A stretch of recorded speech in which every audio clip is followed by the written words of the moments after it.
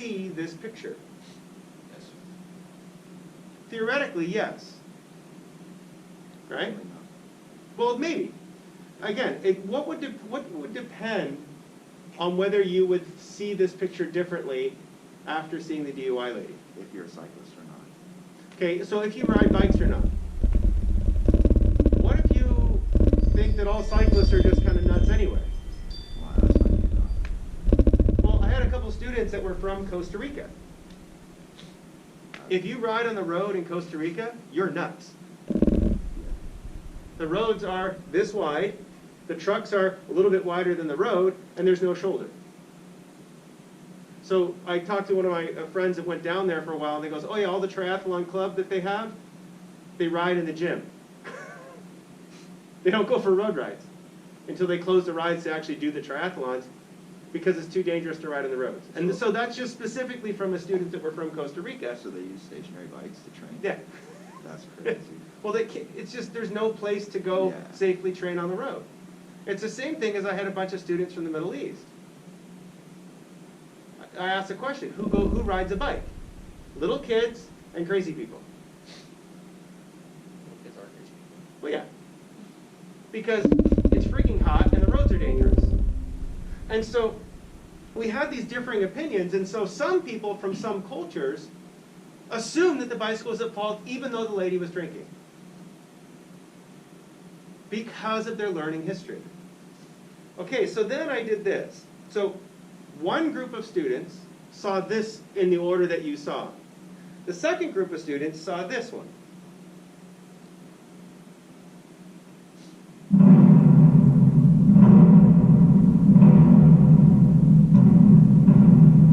You should watch MASH.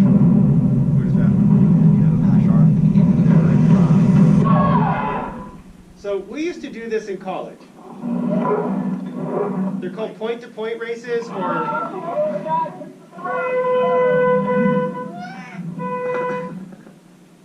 so what we used to do is you get a card that has a destination on it, and you try to get from point A to point B as fast as you can.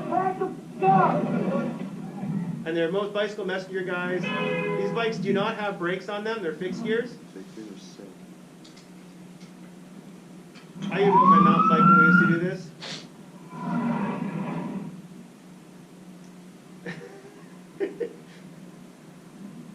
That's called being a salmon, where you go upstream.